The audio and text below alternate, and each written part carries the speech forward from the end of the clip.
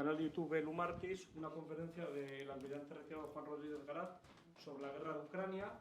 El año pasado, en enero de 2024, presentó en esta misma sala su libro La frontera norte, el nacimiento del Far West español. Voy a dar unas breves pinceladas de nuestro invitado y le cederé la palabra para comenzar la conferencia. Como él dice, es obetense, viajero en el tiempo y hambriento de conocimiento, siendo la historia, especialmente la militar, la debilidad de nuestro invitado. Pese a mi pasión por la historia, orienté mis estudios hacia las ciencias jurídicas, licenciado en Derecho y diplomado en Relaciones Laborales por la Universidad de Oviedo, trabajando como profesor de formación y orientación laboral en el Colegio Fundación Masebeus Salesianos y actualmente en la organización sindical OTECAS, defendiendo a sus compañeros de la enseñanza concertada en Asturias. Asimismo, ha perseguido su sueño y se ha graduado en Geografía e Historia por la UNED, dedicándose a la divulgación histórico-militar en el proyecto Bellum Artis, Historia Militar, desde el año 2011. Comenzó con un blog, posteriormente creó un podcast y actualmente se centra en la divulgación en el canal de YouTube que les invito a visitar, Bellum Artis. Además, colabora con numerosas revistas, blogs, podcasts y canales de YouTube para difundir la historia en todas las facetas, pero especialmente la militar. Como he dicho al principio, La frontera norte, el nacimiento del Far West español, es el segundo libro de Paco. Y como decía, el canal de YouTube Bellum Artis tiene más de 89.000 suscriptores y por dar un dato, la conferencia que se grabó en junio de 2023 del almirante Garat pues ha tenido más de 7.000 visualizaciones. Pues nada, muchas gracias Paco por elegir el Ateneo Jovianos de nuevo para esta nueva conferencia y sin más te cedo la palabra. Bueno, cuando hicimos la presentación de la frontera norte, comentamos un día hacer una charla sobre geopolítica. Pasó el tiempo y pasó más de un año y dije yo, bueno, ahora es el momento. Y la verdad que este momento va tan acelerado que yo ya no sé dónde estoy. Yo os voy a explicar claves geopolíticas. Voy a levantarme, yo soy más de estar de pie siempre. Ya me paso muchas horas sentado delante de un ordenador. La idea es claves geopolíticas para entender el mundo. Pero ¿qué pasa? Que hay una clave geopolítica que es los personalismos. Es decir, las personas, los líderes, cambian la historia. Es decir, yo puedo tener teorías macroeconómicas, teorías económicas, lo que queráis, pero si llega una persona y cambia de un día para otro el mundo, va a pasar. Y aunque nos parezca extraño, mucha gente con teorías marxistas o teorías económicas habla siempre de los grupos de presión, la economía. No, la realidad es que a veces una sola persona o unas personas conjunto con otras pueden hacer giros en la geopolítica mundial, ¿vale? Mi idea es daros estas visiones rápidas, porque esto podría estar hablando los que son habituales del canal de historia, pero especialmente Bellum Artis, actualidad militar. Puedo estar 2 horas hablando sobre un punto concreto de los que estamos aquí hablando, ¿vale? Por lo tanto, mi idea es unas claves geopolíticas para que entendáis el mundo que nos toca vivir. La mayor parte de la sociedad vive como un poco dejada de la mano de Dios. Hace 10 años, si hablamos de cultura de defensa en España, pues era limitado a los militares y a los que habían hecho la mili y habían sido tal. Al resto de las personas les importaba muy poco porque pensaban que vivían en una sociedad en la que la guerra era cosa de África, cosa de Asia. Algunos despertamos con los Balcanes, pero nos dijeron, esto es una guerra civil, esto tampoco va a pasar. Entonces invaden Ucrania, algunos dicen, bueno, esto es no. Al final llevamos impacto, a los 2 años ya nadie se acuerda de Ucrania, hasta que ahora llega Trump, pega un golpe en la mesa y todos nos preocupamos. Y la realidad es que estamos en un mundo tan extraño que ahora mismo, por ejemplo, Trump acaba de desconectar las baterías Patriot ucranianas. Ucrania tiene unas baterías para lanzar misiles y ya no vale con que no te dé más, no, es que te las pueden utilizar con un botón. Es decir, Ucrania ya no puede lanzar misiles contra Rusia, no porque no le den, es que los que tienen no los puede usar. Lo digo porque la geopolítica es muy compleja y hay alianzas, rupturas de alianzas, industria nacional, mucha gente denosta la industria nacional. ¿Para qué hacer lo nuestro si lo podemos comprar más barato? Pues para que no te lo desconecten. Es decir, hay muchas cosas que hay que empezar a mover, empezar a espabilar, porque el mundo que nos toca es muy complejo. Vamos a empezar la diapositiva y al final mi idea es daros 20 minutos para que hagáis preguntas, porque seguro que hay gente con muchas inquietudes. Yo voy a intentar dar respuesta, y si no sé, pues lo digo, no tengo problema, ¿vale? ¿Qué es la geopolítica? Bueno, la geopolítica es el estudio, como dice, del impacto de la geografía en el mundo y en la política. ¿Qué sucede? Que, claro, cuando vivíamos en barcos de vela, las corrientes marítimas daban importancia a ciertos puntos del mundo.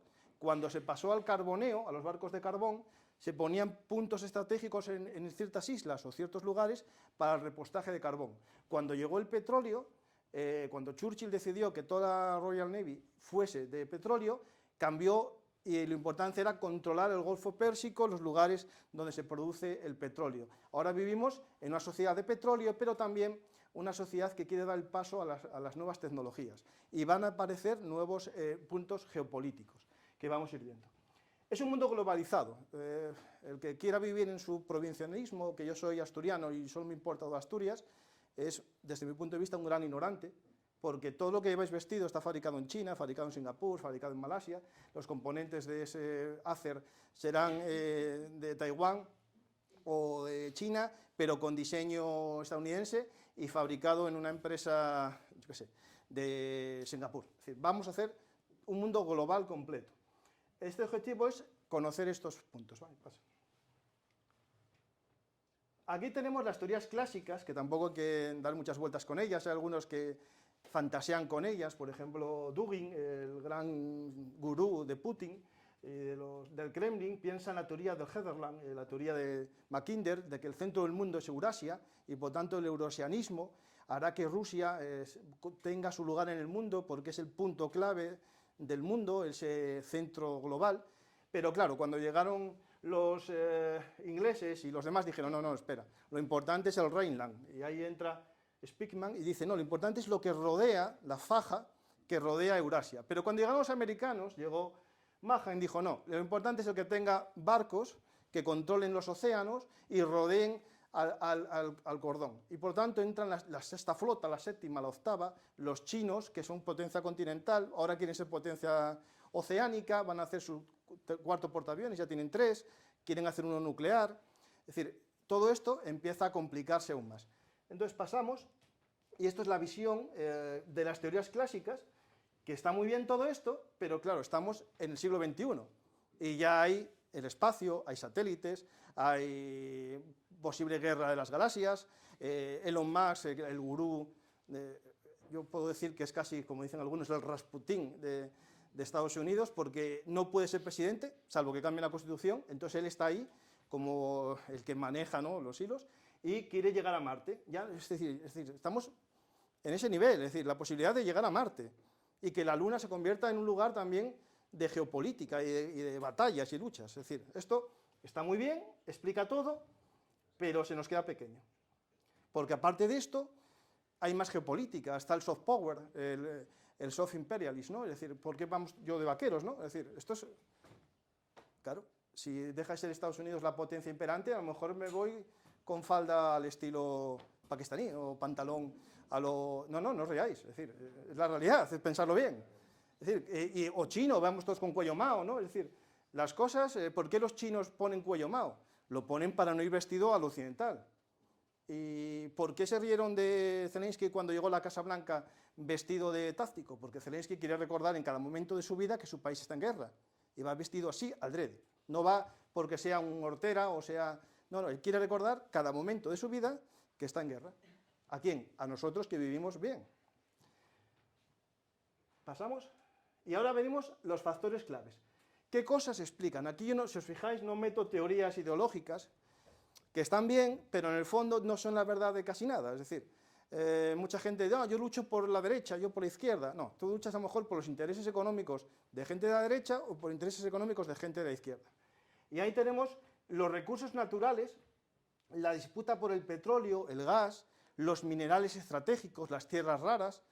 Pobres ucranianos, qué mala suerte tuvieron o qué buena suerte tienen de tener tierras raras, litio, gas, petróleo, carbón, todo en su tierra. ¿Qué pensáis? ¿Que Rusia solo luchaba por la historia y los bienes históricos y el imperio? No, lucha por lo que hay debajo y por lo que hay encima, la tierra marrón, La mejor tierra del mundo para la agricultura está ahí, en Ucrania, y lo sabe todo el mundo, por eso luchan por ella.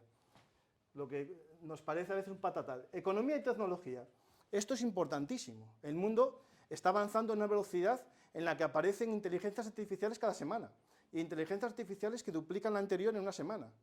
Yo ya no sé cuál tener para mi móvil, si es GPT, la otra, los chinos, no sé.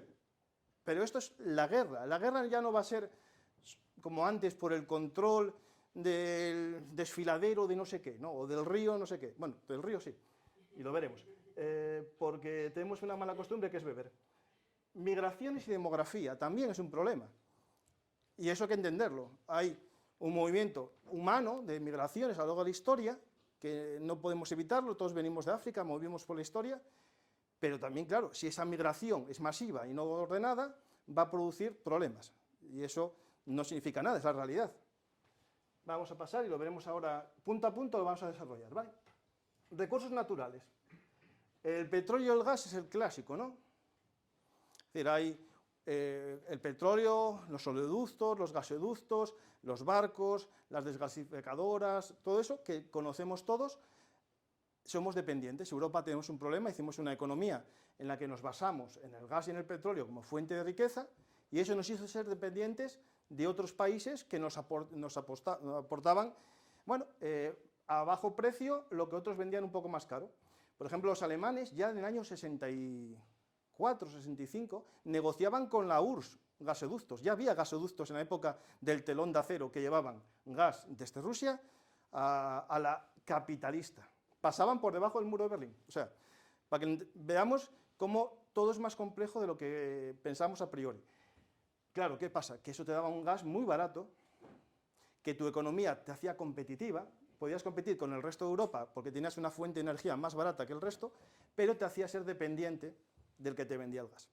Y eso hizo que también, por ejemplo, Alemania al principio de la guerra de Ucrania no tuviese demasiado apoyo, diese un cascos, digo 1000 cascos, 10.000 cascos, porque no quería entrar a saco. Cuando ya se le rompió el acceso al gas, ya dijo, pues esto ya es la mía, ya desconecto con Rusia completamente. Pregunta al millón, ¿desconectamos con el gas ruso realmente? ¿Sabéis que gran parte del gas que usamos en España es ruso? Lo que pasa es que lo compramos a través de intermediarios y con la ficción de que como pasó por un intermediario ya no es ruso. Es decir, ponemos normativa para impedir el acceso al gas ruso, pero lo compramos igual. Y ahí es una de las pocas cosas que Trump tuvo razón, porque dijo, le dais más dinero a Rusia en esta guerra con el gas ruso que con lo que le quitáis las sanciones, porque esto es lo complejo de este mundo. No puedes desconectar la sangre que te da vivir hasta que tengas otra. ¿Cuál será la otra? Pues cada uno que piense. Minerales estratégicos. Hay como 30 productos que se llaman minerales críticos que necesitan las economías occidentales. Lo que pasa es que la mayor parte de ellas no están en las economías occidentales. Europa no tiene nada casi. Y lo que tenemos no lo extraemos, porque nos inventamos el criterio de que yo quiero tener un coche que no contamina, pero que sé que contamina, pero que contamine en China, o que contamine en Vietnam, o que contamine en Marruecos, pero no aquí. Por ejemplo, tenemos las mayores reservas de litio, de tierras raras en Galicia, en Extremadura, y no las queremos explotar. ¿Por qué? Porque contamina. Eso sí, dame todo hecho y que haya contaminado en otro sitio no me importa. Eso es una debilidad geoestratégica, porque estás alargando tu cadena de suministros y en caso de guerra te vas a quedar sin nada. Te van a cortar todos los suministros y hay que tener siempre lo que se concebía como una cadena de emergencia. Ahora se llaman reservas estratégicas. La Unión Europea obliga a cada país a tener ciertas toneladas de arenas raras, pero sin procesar, es decir, arenas, a granel. ¿Qué sucede? Que cuando quieras usarlas no vas a saber, porque tu tecnología no la tienes. No es coger arena y convertirla en grafeno, no. Hay que tener unas fábricas. Hoy mismo la Unión Europea acaba de aprobar una ayuda vía subvenciones para hacer fábricas de baterías de coches. Hasta ahora mismo, el 80% de las baterías de coches eléctricos que se fabrican en Europa y se venden en Europa, o sea, fabricados en Europa, son chinas. Por tanto, el día que China no nos venda baterías o nos las venda 5 veces más caros, nos comemos los coches. ¿Entendéis, no? Es decir, esto es estrategia también, esto es geopolítica. Transición energética, lo mismo, el litio, el cobalto, el níquel, el coltán, los tantilios, ¿no? Es decir, son raras, tierras muy raras, abundantes en el mundo, pero para que sean rentables tienen que estar en una cierta densidad. Y no están en todos los lugares, ¿vale? Ucrania tiene, no tantas como parece que dicen, pero tiene. Pero el Congo, que hace poco hubo una guerra en el Congo, sabéis que estuvo el M23, que, apoyado por Ruanda. No, es decir, no, tú no tienes un ejército como el M23 con cascos tácticos, armas, chalecos antibalas que te dé Ruanda. Hay otros países detrás que quieren quitar a los que estaban allí las minas. ¿Quién estaba allí? China y Rusia. ¿Quién protegía las minas? Mercenarios rumanos, que por cierto eran del partido del nacionalista rumano este que detuvieron estos días, que tenía un partido que ganó las elecciones, la primera vuelta en Rumanía, con contactos con Rusia, y ese está detenido, y el guardaespaldas tenía armas, porque era miembro de esos mercenarios que estaban en el Congo. Os quiero explicar las complicaciones que tiene esto. Conflictos geopolíticos. Bueno, ahí tenemos rivalidad en Oriente Medio, África, América Latina, que os voy a explicar ahora, ¿vale? Sí. Semiconductores. Bueno, esto es la bicoca, esto es el futuro, sí, ¿no? Pero, ¿sabéis que el 80% de los semiconductores de última generación se fabrican solo en un país? Bueno, no país, es el problema, es que no es país, en Taiwán. Hay una empresa, TSMC, que fabrica el 80%. Y hay una obsesión de Trump, que es que todos los componentes se hagan en Estados Unidos. Para eso, tiene que obligar a TSMC a cerrar fábricas en Taiwán o abrir más fábricas en Estados Unidos. Y ayer, no, antes de ayer, anunció que TSMC va a invertir 100.000 millones de dólares en fábricas en Estados Unidos. Alguien dirá, muy bien para Estados Unidos, pero muy mal para Taiwán, porque Taiwán ya no va a ser importante para Estados Unidos. De hecho, lo dijo Trump. Dijo, a partir de esta inversión, Taiwán pierde valor estratégico para Estados Unidos. Eso es básicamente lanzar a Taiwán. Bueno, también puede ser algo bueno. Hay una teoría geopolítica que dicen que el empobrecimiento de Taiwán va a hacer que no sea interesante para China conquistarlo. Bueno, eso sería posible, ojalá, pero no lo sé. Yo creo que no. Porque China no solo actúa por intereses económicos. China quiere la integridad territorial de su nación, porque Taiwán es China, o China es Taiwán. O sea, porque los dos dicen ser China. Hasta que Taiwán se declare independiente y diga que no es China, China realmente no tiene un casus belli. Lo considera una provincia rebelde, pero el día que los taiwaneses voten más al partido que está gobernando, que es independentista, pues va a haber un problema. Ya va a haber una guerra ahí que no sabemos cómo va a tirar. Lo veremos después. 5G y telecomunicaciones. Bueno, que estamos todo el día conectados, ¿no? Bueno, y muchos sabéis que las redes nuestras, algunas son de la antigua Nokia, 5G Nokia, que Nokia no desapareció. Lo que pasa es que ya sus móviles no los hace y ahora se dedica a antenas 5G.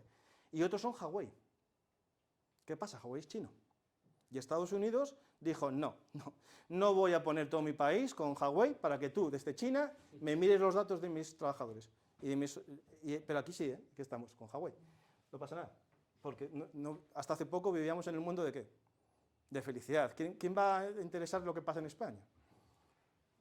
Inteligencia artificial y ciberseguridad. Hoy mismo, en el telediario, no sé si lo visteis, entraron en varias páginas web y en el Telegram del Ejército, una cuenta, y en el Centro Nacional de Criptografía, que es nuestra agencia de seguridad, para meter mensajes prorrusos en contra de España por ayudar a Ucrania.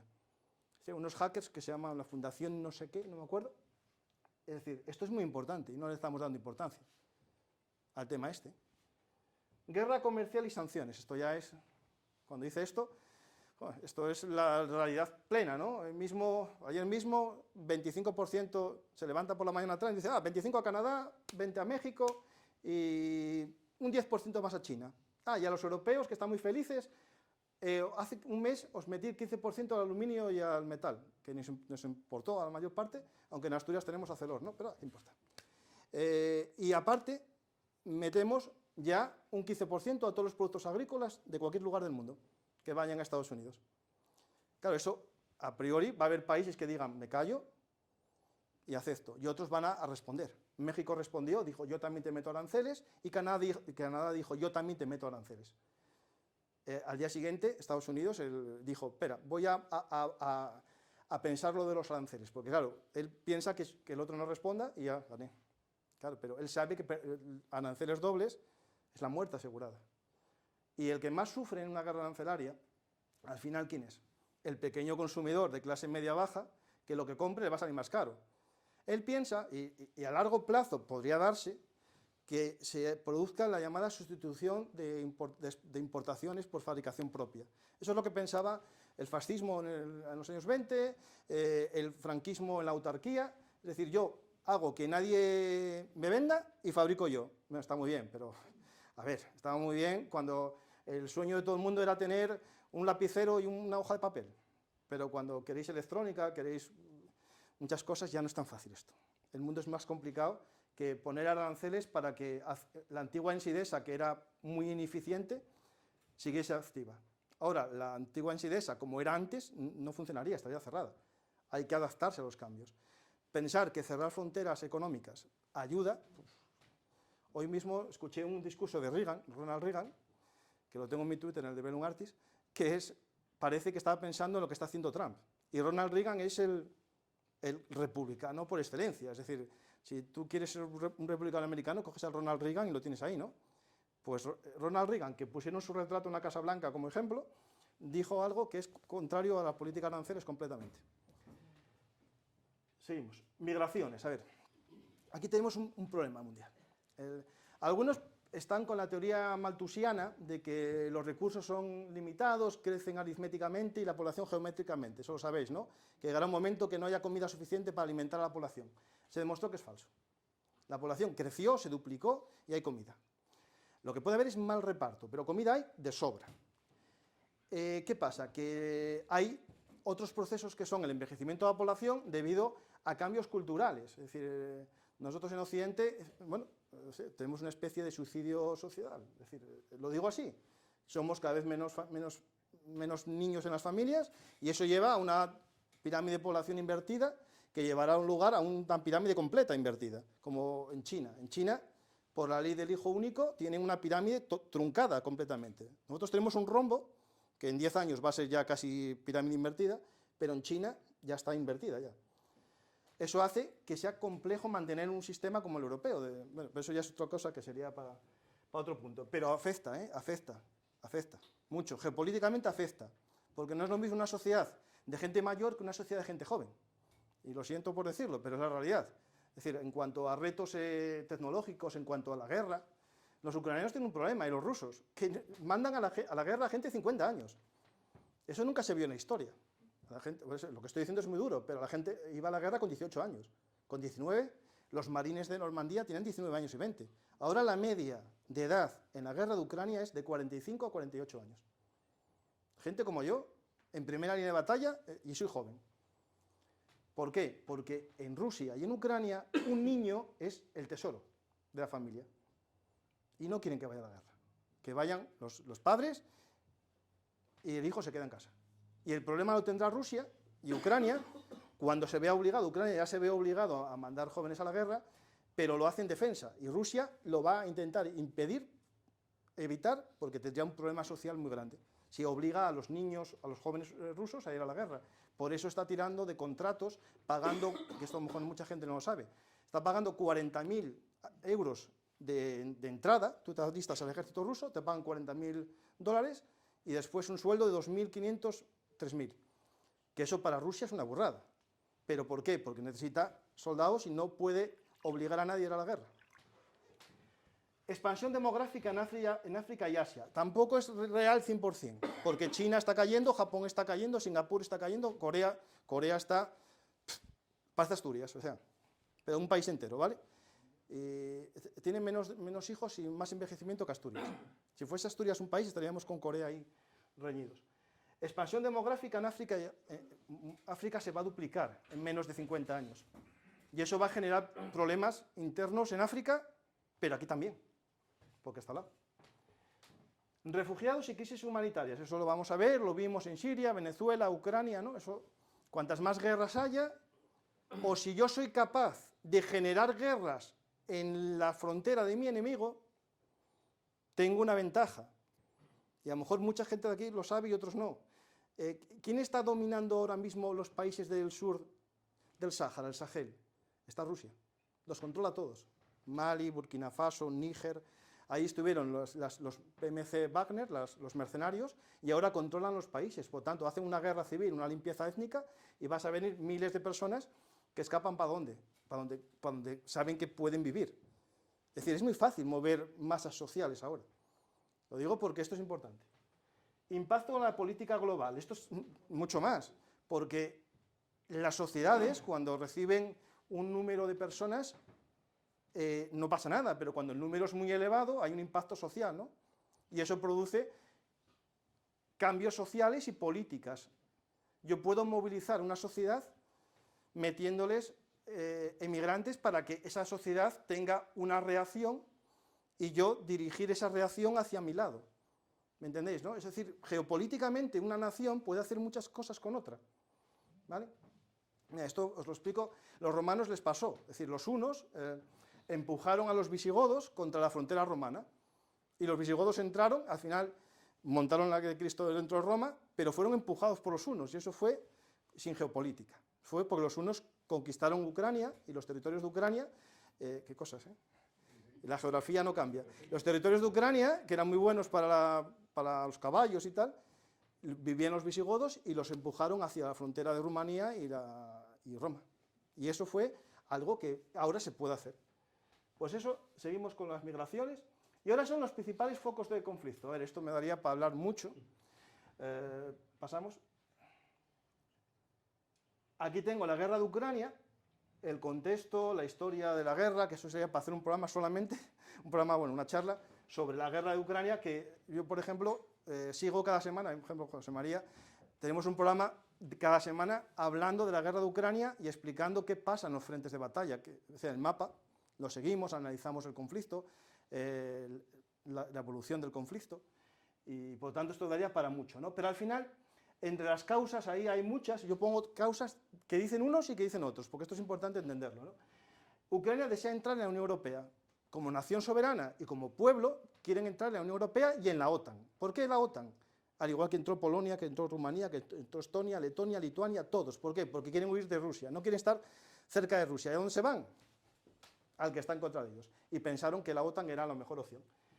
Nacionalismo ruso, el irredente. Es decir, todos los nacionalismos, cuando se caen, aparece el irredente, ¿no? Es decir, la gran Rusia, la gran Ucrania, la gran Alemania, la gran Estados Unidos, porque están ahora ahí, en esa fase, lo acaba de decir hoy Trump, la nueva era, Estados Unidos vuelve, es decir, todos vuelven. El gran Marruecos, ¿no? Hay un mapa del gran Marruecos y tal, es decir, todos los nacionalismos, incluso los nuestros, los autonómicos, tienen su gran, los países, ¿no? Euskal Herria, ¿no? Tienen más de lo que tienen, ¿entendéis, no?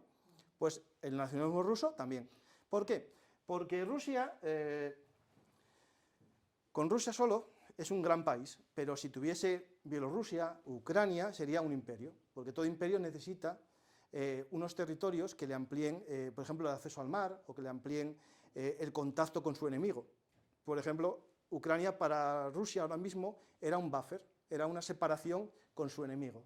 Los europeos que no piensan en defensa dicen, esta guerra no me importa, pero los que piensan en defensa saben que Ucrania es una frontera avanzada, y por eso se defiende a Ucrania desde el punto de vista occidental, y alguno diría otanista. Yo ya no diría otanista, esto que pensar, europeísta, desde Europa, desde la Unión Europea, el que no concibe el concepto, no.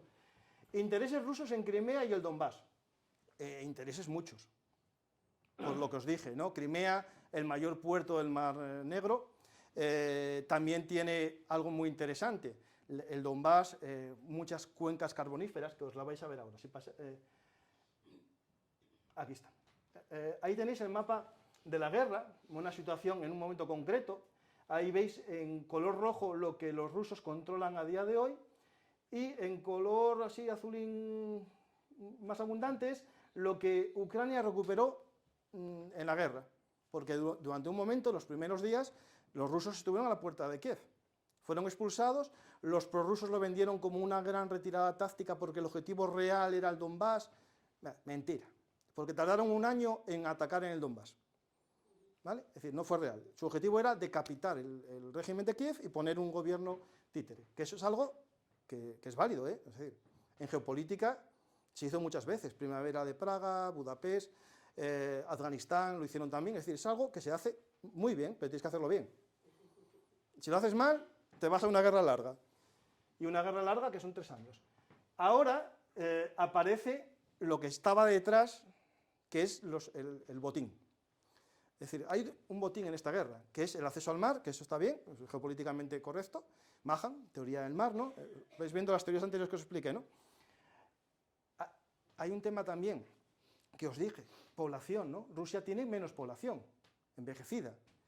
Le viene muy bien captar 10 millones de ucranianos diciendo que son rusos, y va a tener 10 millones más de población, que además compensa la demografía, porque Rusia tiene un tema. A ver, ¿cómo explicarlo sin que me digáis nada? Es decir, Rusia, en el nacionalismo ruso, no todos los rusos son rusos. Es decir, el ruski, que es el ruso eslavo, es el 80%, el 20% son rusilla. Es decir, son personas que tienen pasaporte ruso, pero son chechenos, kazajos, uzbecos, tayikos, ¿me entendéis, no? No son el sueño eslavo, ¿vale? Y ahora va las materias raras, las tierras raras. Aquí tenéis un mapa con los recursos, ahí está el carbón, el oro, no, el oro no, es que no veo bien.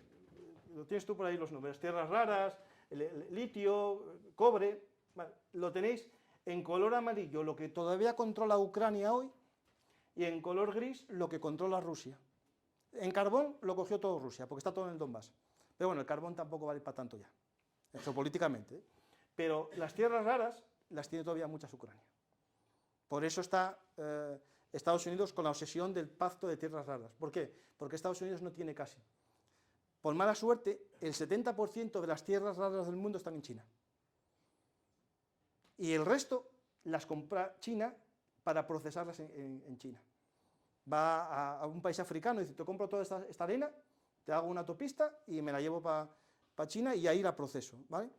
Claro, ¿qué pasa si ahora China dice, pues yo no os vendo nada? Pues que no vuelan ni los aviones, no puedes hacer nada porque todos los microchips, todo lo que hacemos, usa tierras raras. Por eso es importante el control de esas tierras, ¿vale? Por eso la obsesión que tiene Estados Unidos con el control de las tierras raras. Pasa. Tensión en el Indo-Pacífico. Esto es el turn to Asia, ¿no? Es decir, esto... Ya Hillary Clinton hablaba de el girar la política estadounidense al Pacífico. ¿Por qué? Porque el Pacífico es el lugar económico esplendoroso, donde están los indios, 1.300 millones, los chinos 1.100, Japón, Singapur, todos, Australia, y Europa se quedó un poco atrás. El Atlántico ya no es tan importante. Y el Atlántico se ha abandonado. Ya. Si alguien sigue un poco esto, Estados Unidos, lo dijo Vance ante todos los miembros de la OTAN en Múnich, dijo, esto ya no me interesa tanto. Somos colegas, pero bueno, vosotros defenderos vosotros que yo me voy a lo mío. Y claro, lo suyo ¿qué es? El Indo-Pacífico. Cuidadín, que el Indo-Pacífico le va a generar muchos problemas, porque está China, y China no es moco de pavo. Taiwán, punto clave, eso lo hablamos porque es nacionalismo, y hay una fecha, 2048, 100 años de la Revolución China, que tiene que volver Taiwán a China. Está en su mente. Si lo recuperan antes, mejor, ¿eh? Mar de China Meridional. Aquí está un tema muy importante, que son unas islas que realmente son cuatro montículos de arena, pero que te sirven para hacer una isla artificial. Y los chinos están creando de pequeñas islas, aeropuertos, bases militares, ¿para qué? Para controlar todo el océano y quitarle esas aguas ¿a quién? A Filipinas, a Vietnam, a todos los países vecinos. Y lo vais a ver en este mapa.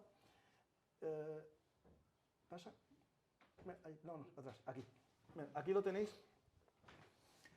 Esta zona del mar de China, el sur de China, justo estos días hay un conflicto por un archipiélago en esta zona, que Filipinas dice que es suyo porque es suyo, porque era de España cuando era Nueva España, y los chinos dicen que era suyo porque en un momento de la historia hubo un chino viviendo ahí. No, esto no os riáis. Porque eso es una excusa, la historia, yo soy historiador, cuando alguien me dice, es que la historia, cuidadín, que la historia me puede a mí dar argumentos para conquistar medio mundo. Porque como español, hubo un español en algún lugar del mundo en un momento concreto, y luchando, y defendiendo el territorio que era de España.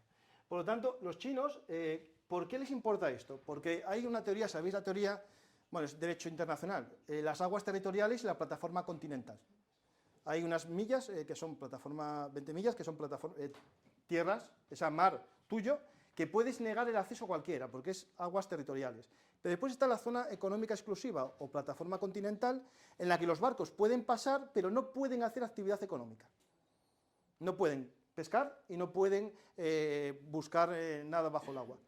Entonces, ¿qué pasa? Que los chinos dicen, espera, a ver, yo desde esta isla hacia aquí gano poco, ¿qué hago? Me cojo islas por el medio, que no llegan a ser de nadie porque están abandonadas, no eran ni islas porque eran montonitos de coral, hago una isla y yo reclamo, ¿qué? 20 millas alrededor y 200 más para mí. ¿Esto que os parece tontería, o nos parece cosas de chinos, va a pasar mañana en el Sáhara? Y ya está pasando. Marruecos acaba de dar a empresas petroleras israelíes la explotación del petróleo en el Sáhara Occidental. ¿Y eso qué implica? Que vamos a tener que ceder, porque el gobierno va a ceder, nuestra plataforma continental Canarias para dársela a Marruecos. Porque España no va a explotar petróleo en Canarias. Hostia, a ver si contamina. Eso sí, no os preocupéis, que si contamina la petrolera marroquí, el petróleo no va a llegar a Canarias, porque el viento va a cambiar y las corrientes cambian. Lo digo para que veamos el ridículo, a veces, de nuestra forma de pensar. Vamos a dejar de sacar petróleo en Canarias, pero vamos a comprárselo al que lo saca a 10 kilómetros. Por ejemplo, hay una, no me acuerdo el nombre, hay una montaña, es que no me acuerdo el nombre, al lado de Canarias, la montaña submarina, no me acuerdo, que tiene reservas de litio impresionantes, pero no se quiere explotar porque España no quiere ni decir que es suya. Y de telurio, justo, sí, sí. Es decir, es una de las mayores reservas del mundo, pero España no, cuidado a ver si se enfada Marruecos y eso es lo que China está haciendo. Yo no digo quitarle a Marruecos, yo digo que eso es nuestro, porque tú sacas Canarias 20 millas y es nuestro. ¿Vale? Espera, que esto sigue. Los chinos, inteligentemente, saben que si hay una guerra les van a aislar. Entonces, crearon ese collar de perlas, esos puntitos rojos, que son bases militares o puertos que compraron en otras naciones para meter su flota de guerra. Y van comprando países pobres y les dicen, mira, te hago un puerto aquí acojonante, a cambio de nada, pero eso sí, me dejas meter aquí mis barcos. Los americanos tienen otro collar rodeando el collar chino para evitar que las flotas chinas salgan de ahí. Y ahí está Guam, la isla de Wake, es decir, la Segunda Guerra Mundial al pleno. Es una guerra isla por isla, pero no os preocupéis, los marines no van a desembarcar. Ahí habrá ataques de misiles constantes de un país a otro y la guerra será misilera. Pero bueno, drones también, y al final llegarán los marines o la infantería china, no sabemos. Pero eso que estáis viendo, eso ya está. Pero claro, nos olvidamos de alguien, ¿no? La India. 1.300 millones, más población que China. Es decir, tiene su propio sistema, esos puntitos que no son ni los americanos de estrellas, son los indios. India está creando bases navales para que los indios tengan acceso a las rutas de petróleo y que los chinos no puedan pasar por ahí en caso de guerra. Entonces, hay un lugar que es el más puñetero, que es aquí, el estrecho de Malaca, que si los chinos, todo lo que compran o quieren vender en el mundo occidental tiene que pasar por aquí, por el estrecho de Malaca, Singapur. Ahí tiene que pasar todo. Pero ¿qué pasa? Que pasa por esas dos islas indias. Por lo tanto, los indios podrían evitar el acceso de China a todas las materias primas que vengan del occidente, es decir, del Golfo Pérsico, de Irán, de Europa, y por tanto es un tema muy importante. ¿Esto por qué lo digo? Porque hay unas alianzas, que si das para atrás, están el AUKUS, que es Australia, Reino Unido y Estados Unidos, y otra que es el Quad, en el que está también India y Japón.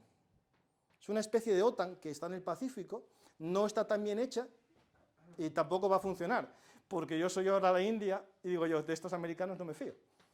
Y soy Japón y digo yo, espera, yo me hago un arma nuclear mañana, que tengo ganas, o Corea del Sur. De hecho, mira, encontré un vídeo, que lo puse en Bellum Artist, Twitter, hago publicidad, de Marco Rubio, el secretario de Estado, en el 2016, que es sorprendente. Marco Rubio dice en el 2016, lo que ahora no dirá, pero lo dijo, de que como a Ucrania la invadieron en el 2014, cualquier nación, antes de entregar sus armas nucleares, lo que hará es construir más, porque se sabe que cuando tienes armas nucleares nadie te ataca. Y ahora lo que se plantea, países como Alemania, es tener armas nucleares. Hay debates ya en los periódicos alemanes de tener armas nucleares. España, en los años 70, y con Adolfo Suárez, una de las causas detrás de la caída de Adolfo Suárez fue el proyecto Islero, el proyecto de tener España una bomba nuclear, tecnología francesa de Gaulle, que se iba a desarrollar una bomba nuclear en España. ¿Para qué? Para tener, bueno, tu propia soberanía defensiva. Eso que nos parece ahora raro, dentro de 10 días, 15, vais a empezar a verlo, porque se sabe que Rusia, a día de hoy, no es una amenaza para Europa, militarmente tanque contra tanque, o soldado contra soldado, pero sí con las armas nucleares. Y eso va a llevar a que se desarrollen armas nucleares tácticas que no tiene Europa. Europa tiene estratégicas, Francia y el Reino Unido, pero no tenemos nucleares tácticas. Y eso va a llevar a un desarrollo, aunque os parezca extraño lo que estoy diciendo, que soy un loco, porque España va a cerrar sus centrales nucleares. Pues sí, España no va a poder desarrollar bombas nucleares. Está claro, ¿no? Si no tienes centrales nucleares no puedes. Pero Alemania va a abrirlas. ¿Que las iba a cerrar? No, va a mantener las que hay y el nuevo gobierno va a abrirlas. Es decir, lo digo porque una de las lecciones que se aprendió de esta guerra, e Irán está tomando nota, es con bombas nucleares nadie te ataca. Puedes hacer lo que quieras. Y Irán lo va a hacer. Bueno, también os digo que puede pasar que en menos de 3 meses veamos un ataque israelí a las infraestructuras nucleares iraníes. ¿Por qué creéis que le acaba de entregar Trump la mayor entrega de bombas a Israel? Es que esto va, está ahí, está. ¿Vale? Es decir, esto está escrito, no sabemos la fecha. Si me confundo me lo decís, ¿vale? Pero espero confundirme. Pasa. Oriente Medio. Bueno, esto sería para hablar largo y tendido. Bueno, rivalidad, que esta se olvida. Los mayores enemigos que hay en los países árabes son los árabes y los persas. No digo chiíes y sunís, que también. Es el elemento étnico. Un iraquí chiita prefiere ser árabe a chiita. Es decir, si tiene que pegarse por algo, se va a pegar por ser árabe. Pero un árabe, a lo mejor, de la zona de Palestina, pues lo de chiita y suní no le importa tanto. Por eso jamás se alió con Irán para que le diese armas para luchar contra Israel. ¿Y por qué Israel estaba en paz con los países árabes? Porque los países árabes, en los acuerdos de Abraham, lo que querían era una paz entre ellos para luchar ¿contra quién? Contra Irán. E Israel era un buen aliado. Bueno, eso sería para hacer un programa entero explicarlo eso, pero bueno, una charla. Israel y Palestina también, que tiene mucho que ver con los acuerdos de Abraham, lo que pasó el 7 de octubre. Yo no tengo duda ninguna. Fue una forma de acabar con los acuerdos de Abraham. De hecho, ahora se va a volver a hablar de ellos y va a haber un intento de volver a una paz Israel-Arabia Saudí.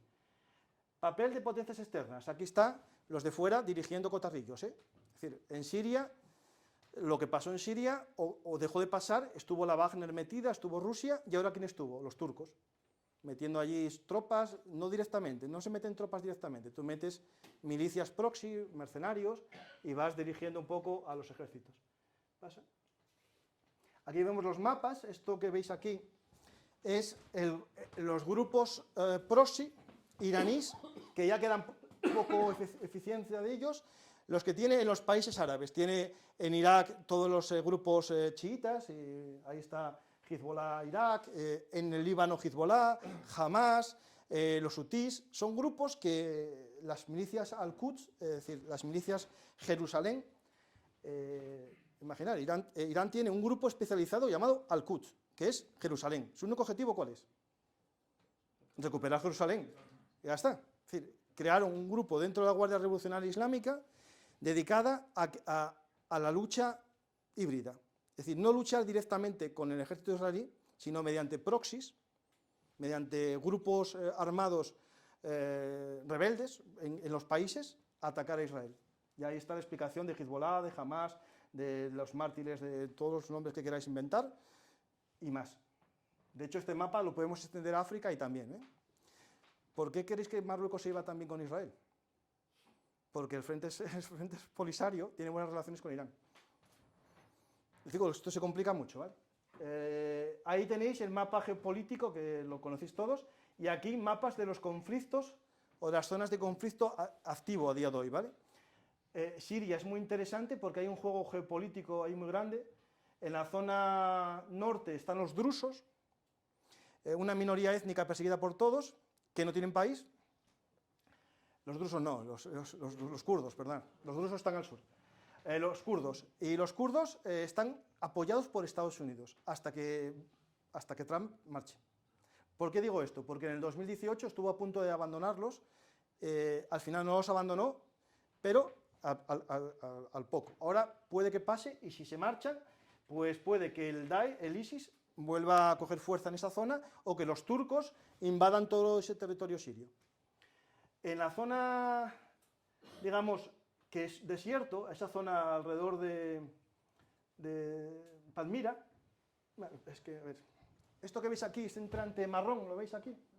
Eso es una base americana en territorio sirio, con un grupo se llama Grupo Armado Democrático, Grupo Libre Sirio, que es armado por Estados Unidos, que se lucha contra el ISIS.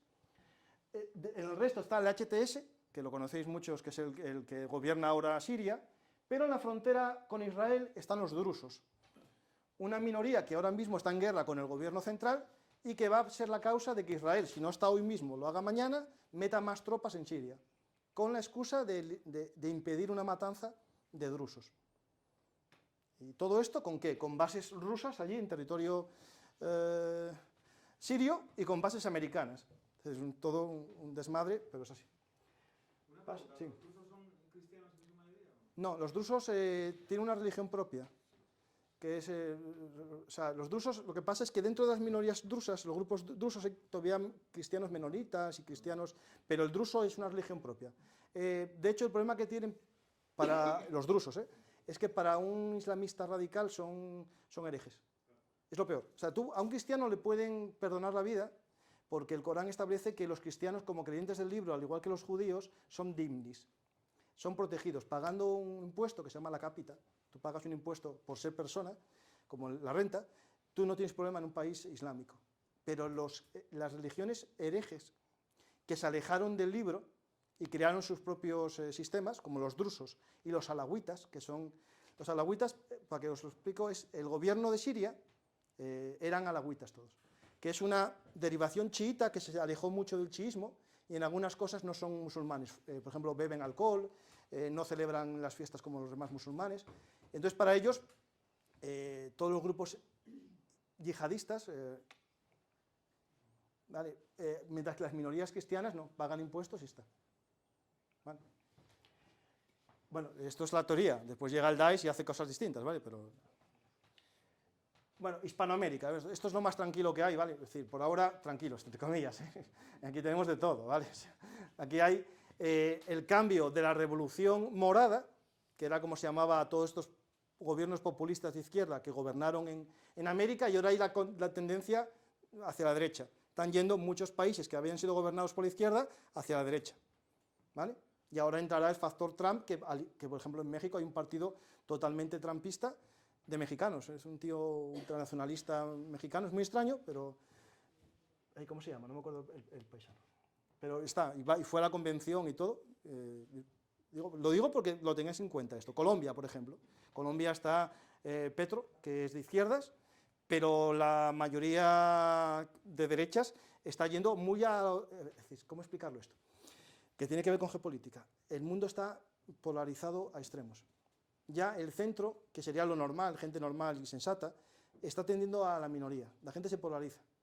Y hay un gobierno de mucho de un lado y reaccionan los otros. Y eso es lo que, por desgracia, nos va a pasar si no somos gente con sentido común. Y ahí está el problema. Que ahora vamos, y es que yo quería hacer preguntas. Sí, pasa.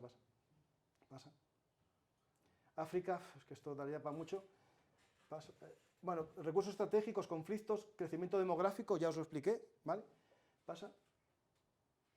Bueno, aquí tenéis problemas en África, el Sahel, ahí tenemos que estar muy atentos porque el Sahel es nuestra frontera sur. Va a haber efecto llamada hacia arriba y la desestabilización en el Sahel va a desestabilizar ¿a quién? A Argelia y a Marruecos. Y eso puede desestabilizar ¿a quién? A nosotros. ¿Pasa? Bueno, el futuro. Mundo multipolar, no va a haber solo una nación, un imperio, el estadounidense, sino más. Y el problema es cuántos más. Si solo está China y Estados Unidos, una guerra fría podría ser la solución. Conflictos en los extremos, como en la Guerra Fría normal, es decir, Vietnam, ¿no? Que se maten otros en nuestro nombre. ¿El qué? Por el Pacífico, sí. Nuevas alianzas. Ahí está el fin de la OTAN, posible. Lo dijo Elon Musk, lo dijo senadores americanos. El pivot to Asia, ¿no? Y aparecerán ahí alianzas como los BRICS, ¿no? Que sabéis lo que son, los países estos que no son amigos de Estados Unidos. Y Asia, todos contra China. Un buen resumen, yo creo que eso lo define bien. Crisis climática. Seamos o no que el cambio lo hizo el hombre o no lo hizo, una crisis climática, una escasez de agua, va a llevar a guerras. Imaginar, los ríos más grandes del mundo que más agua dan a gente son los que nacen en el Himalaya. No digo grandes en tal, sino en ver gente que bebe de ellos. Tú imagínate que yo soy la India, hago una presa y derivo el agua que va para la India, para China, para mí. Dejo a China sin agua. ¿Creéis que no se van a matar por eso? Claro. Ahora se pegan palos. Sí, no, pero el Tíbet ya la mitad ya es de China. Es chino. Es decir, O sea, ¿te refieres a que India pudiera hacer eso con China? no, la India puede hacerlo. Hay unos, la frontera que no está reconocida más problemática del mundo es la entre China y la India. Es decir, hay unas líneas en los mapas, pero las líneas no determinan si es la parte arriba de la montaña o la ladera. Y a ver, durante unos años se están pegando con palos y con piedras los soldados chinos y los indios por quién controla el valle de los ríos. Porque tú haces una presa en un río y lo derivas por otro lado. Y eso va a ser una causa de una guerra seguro. Ya hubo una guerra que muy poca gente conoce, que fue la guerra sino-india de 1963, que se pegaron por esas montañas. Se pegaron cuando no eran potencias nucleares ninguna de las dos. Andan con algo de eso ahora. Sí, hay una presa. Egipto. Egipto sí, es la presa del nuevo amanecer de Etiopía. Sí. Y de hecho, como no pueden atacar a Etiopía directamente porque no queda bien, ¿qué hacen? Ayudan a Somalia, que se lleva muy mal con Etiopía. Y como Somalia no tiene salida al mar, le quiere quitar un territorio a Etiopía, le quiere quitar a Somalia un territorio que se llama Somalilandia. Sí. Es decir, esto es un cacao todo. Bueno, disrupción tecnológica. ¿Qué sabemos lo que van a inventar de aquí a 5 años? La velocidad nunca fue igual. A lo mejor dentro de 5 años tenemos un robot cada uno en casa. Digo 5 años, tampoco. Claro. No, eso ya todo, ya. Sí. Cadena de suministros, esto es importantísimo. Europa acaba de aprobar una norma hoy de que los coches europeos, el 80% de los componentes sean hechos en Europa. Porque tenemos miedo que nos corten todo, hasta las lavadoras, ¿no? ¿Pasa? Y estos son los escenarios posibles. Vale, aquí tengo muchas teorías. Como estos son tantas teorías, la teoría es que no se sabe qué va a pasar. Ahí puede ser competencia intensificada entre potencias, que se peguen de palos de verdad entre China y Estados Unidos, el equilibrio del poder multipolar, bien, una guerra fría. Colaboración global en torno a desafíos comunes. Esto es el sueño de Peter Pan. Todos juntos por evitar el hambre en el mundo, ¿no? No. Auge de conflictos híbridos y guerras no convencionales. Este escenario va a ser muy, muy factible. Nadie se va a pegar de leches, pero van a hacer que los demás sufran. Guerras híbridas, bots, ataques informáticos, guerrillas internas, grupos terroristas, desinformación. ¿Me entendéis? Lo que ya estamos viviendo, que algunos no se enteran. Fragmentación y colapso del orden internacional, que desaparezca la ONU, la OTAN, todo. Que no haya nada que unifique a las naciones y que sea la ley de la selva. ¿Vale? No sé si yo creo que finalizamos ya. Y si alguien tiene preguntas, que me las haga. Y si alguien quiere, esto es el canal de actualidad, si no lo conocéis. Si alguien tiene alguna... Sí. Es la referencia que usted hizo que el gas que hoy consume Europa viene todo... No, todo no, un porcentaje, sobre el 20 o algo así. ¿No? Porque todas las gasificadoras, el gas viene de Estados Unidos. No, no. Y después tenemos el gasoducto desde Argelia. Sí, sí, pero hay más miga que esa. A ver, el de Argelia es de consumo propio. Dije gas y petróleo. El petróleo que nosotros usamos mucho viene no es cosa mía, tú vas a la página oficial y todavía viene un 20% en la página del Ministerio de hecho me lo pasó el que hizo el informe.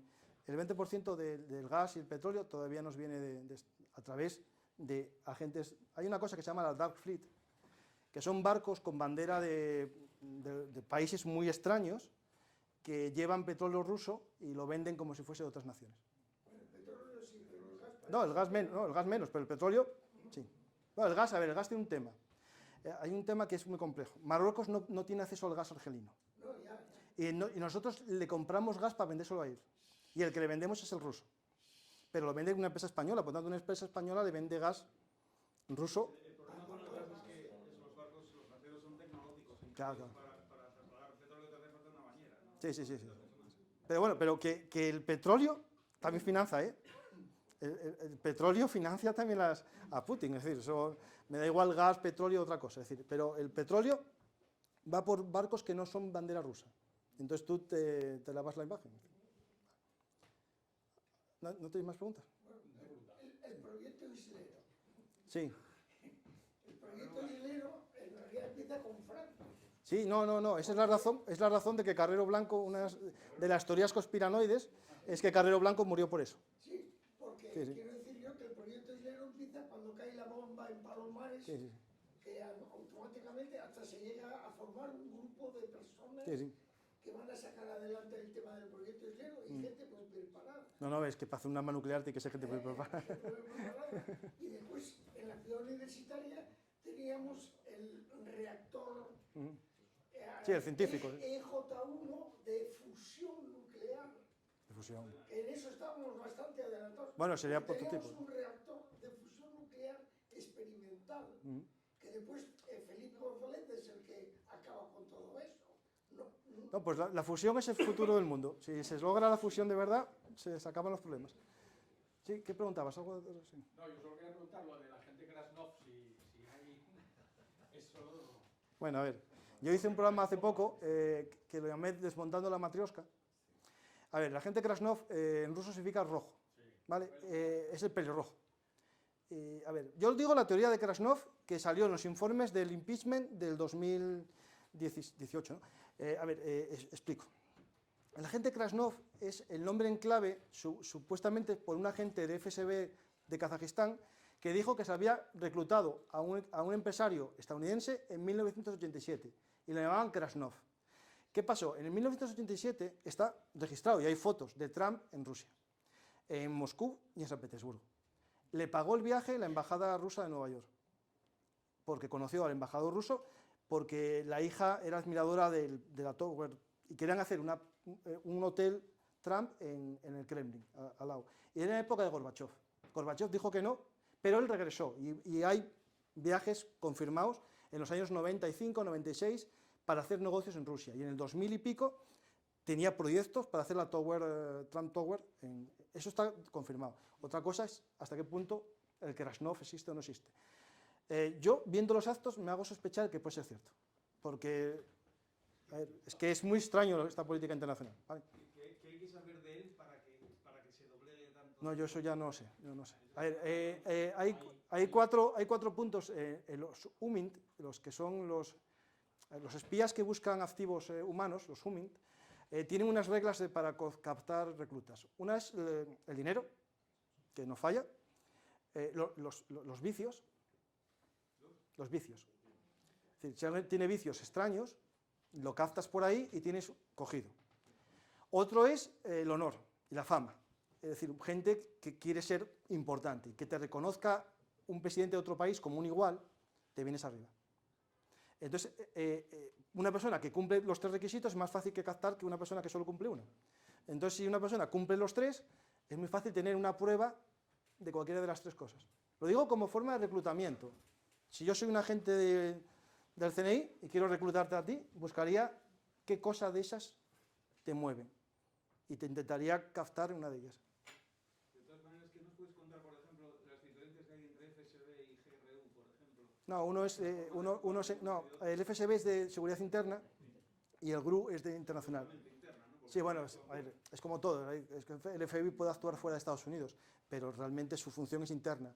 Es un cuerpo de seguridad interna, mientras que el GRU es y el GUR también, el GRU y el GUR son de externa. El GUR, por ejemplo, las fuerzas, digamos, es como la CIA, ¿no? La CIA tiene misiones normales de agentes legales, que son los que aparecen en la embajada como agregado de inteligencia o agregado militar, y otros que son los, digamos, no oficiales. Pero después están todos aquellos... ¿Se paró? No, era para matizar que sí. El GRU es militar. Sí, militar, pero de inteligencia exterior. Sí. Bueno, dice que tiene obediencia militar. Sí. Bueno, eso es igual que en España el CNI lo tenía y no lo tiene, es decir, eso va cambiando. Pero el tema que va sobre todo es la forma que tiene de actuar. Hay servicios de inteligencia como el español que actúa a una manera democrática y servicios de inteligencia que no tienen límites morales. Y cuando te metes con uno de estos tienes un problema. ¿Y Pakistán? ¿Está en la ecuación? Pakistán, a ver, tiene armas nucleares. ¿Se pondrá con China o con Estados Unidos? Pakistán, yo te doy un dato, el 50% de la deuda por ahí la tiene China. Es decir, ya está. Y si veis el mapa de Asia, China tiene puertos en Pakistán. Y aparte, hay un dato muy importante. Pakistán tiene un valor estratégico para China, porque a través de Afganistán, que eso nadie lo cuenta, el único que ganó en este juego de la retirada europea de Afganistán occidental fue China. Ahora China puede hacer una carretera que comunique por tierra y por tren con Pakistán, y en caso de conflicto con la India no tendría problema porque todo el petróleo del Golfo Pérsico le iría por tierra a través de Pakistán y Afganistán. Pero Afganistán es un tema muy complicado. No, los chinos están metiendo... Sí, pero... Ya, pero tú mientras no te metas en políticas internas... Hay un problema ahora que nadie habla de ello, que es la guerra entre Pakistán y los talibanes. Hay un conflicto que está ahí, nadie habla de los telediarios de ellos, pero están zurrándose todos los días. ¿Por qué? Porque quieren controlar el acceso a esas carreteras. Y es un tema interesante. Hay un valle que es un solo valle, el valle no me acuerdo cómo se llama, no es el valle del León del Panjshir, es otro valle que comunica con China y los pakistaníes lo cortan, tienen acceso ellos a algún día completo a China y ya no dependerían de Afganistán. ¿Vale? El pasamiento de esta región es muy porosa y es muy difícil de controlar. Claro, porque es que los mapas que tenemos son mapas políticos. Y después están los mapas étnicos. Es decir, realmente Afganistán no existía. Sería Patunistán, de los pastún. Y los pastún tienen una parte en el territorio norte de Pakistán y el resto en la zona sur de Afganistán. Tiene más que ver un pakistaní de las zonas tribales con un afgano, pastún, que otro afgano con los pastunes. Es decir, por ejemplo, claro, un tayiko no tiene nada que ver con un pastún.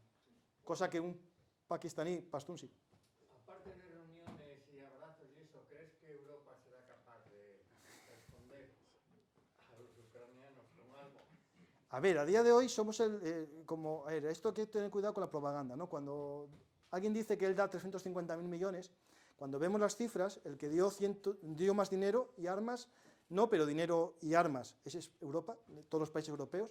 El tema que tenemos es la escasa fabricación. Es decir, Europa en un año fabrica lo que Rusia fabrica en 3 meses. Entonces tendríamos que abrir fábricas de munición. Por ejemplo, esto es un dato que a lo mejor sabéis, en Asturias estuvo cerrado los talleres de munición durante mucho tiempo. Y hace como 6 años, Expal la alquiló a General Dynamics, el tallerón de munición, y cuando empezó a fabricar, llegó Rheinmetall y ahora compró Rheinmetall nuestra fábrica de obuses de artillería. Claro, no tenemos capacidad para mantener una guerra larga. Es decir, una guerra de verdad de artillería, España en una semana gastaría toda su munición, si llega. No sé si llegaríamos a una semana de verdad de una guerra. No, Alemania dijo que tenía para 3 días. Sí. Cuando estalló la guerra de Ucrania. Sí. Que tenía para 3 días. Pero no te preocupes que sigue para 4 horas. Sigue para 4. Lo que es verdad es que ahora cambió el concepto. Ahora, por ejemplo, Ucrania usa más drones casi que artillería. Y entonces, claro, eso cambia la forma de la guerra. Pero claro, no os preocupéis tampoco, que el ejército español drones tampoco tiene muchos. Sí, cambiará. De hecho, hoy mismo, lo que acaba de aprobar la Unión Europea es que se va a permitir bueno, ayer, se va a permitir que, se va a obligar, mejor dicho, a los países miembros a gastar un 1,5% más en defensa a costa del endeudamiento. Es decir, si nos pasamos del endeudamiento no va a haber sanción. Es decir, sabéis que hay unos límites europeos para la deuda.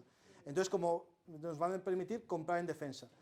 Pero está limitado a ciertos temas, que es drones, defensa, seguridad también de Internet, o estas cosas, porque esto es guerra, ¿eh? Es decir, si tú tienes un coladero y te entran a apagarte los sistemas de una central eléctrica, pues se acabó. De hecho, la prueba tienes lo que has comentado antes, de lo que ha pasado ahora mismo, que nos acaban de hackear hoy. Hoy mismo, sí. Sí, pero es que ha sido porque los Estados Unidos acaban de retirar el apoyo ofensivo cibernético contra Rusia. Eso es lo que yo cuando lo oí antes de ayer, me pareció abismal. Es decir, que Estados Unidos dice que no es preocupante la ciberseguridad con Rusia, que es el mayor país de hackers del mundo. Por tanto, es que yo, cuando algo es blanco, va en una botella y te pone central lechera asturiana, no hace falta que me digáis que es leche. Han tenido 8 años. Ya, sí. Y ahora se preocupan de No, que Trump hace tanto. ya, que eso es, el problema es nuestro. Pero, sí. Es que no sé si lo que leí es muy veraz o no, porque, bueno, sabemos lo que pasa. Pero yo leí hoy por la mañana que Zelensky había cambiado su posición con respecto a Trump. No, a ver, sí, a ver. A ver, esto es fácil. Cuando tú eres el pobre, aceptas lo que te diga el jefe. Si el pobre tiene una televisión que el mando de distancias lo controla otro, va a decir, sí, quiero ver la 4, quiero ver la 2, porque quiero ver la tele. No me importa qué canal, porque el mando lo tienes tú. Claro, es decir, Zelensky tuvo un enfrentamiento en la Casa Blanca porque, bueno, no se supo callar o no se quiso callar. Fue una encerrona también, es decir, esto es un tema...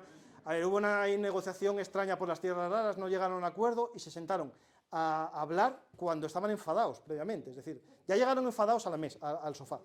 Y cuando tú llegas enfadado a un sofá con 50 periodistas, uno de ellos, por cierto, un ruso, de la agencia TASS, que no habían dejado entrar desde el comienzo de la guerra. ¿Y qué hacía allí? No sé. Pero bueno, estaba. Ya le pican, qué guapo vas vestido hoy, ¿no? Es decir, cuando saben todo el mundo que va vestido así, al red. ¿Vale? Es decir, ya empiezas a picar y eso lleva a un enfado. Tenéis que a lo mejor, cuando hablas con ciertas personas tienes que callarte, porque son, no sé, el chulo del colegio, tú tienes que callarte o enfrentarte. Él pensó que se ganaría el respeto de Trump hablando, pero no. Entonces le va cortando, ya lo digo, el suministro, pero es que no es el suministro. Hoy le cortó la inteligencia, es decir, dónde pueden lanzar los misiles, dónde va a tener un objetivo bueno. Pero es que aparte lo hizo sin avisar a los aliados de la OTAN. Los aliados de la OTAN se enteraron por la prensa hoy, de que el acceso a los misiles y todo eso se lo negaban a Ucrania. Y eso se añade de que hoy, antes de entrar aquí, me contó Chema, que desactivó los Patriot. Es decir, tú ahora... Jaime, eso, pues. Los Patriot... Desactivó el funcionamiento. el sistema de selección de objetivos. Bueno, pueden dispararlos, pero no saben dónde van. Coño, pero eso, Chema, eso no vale para nada.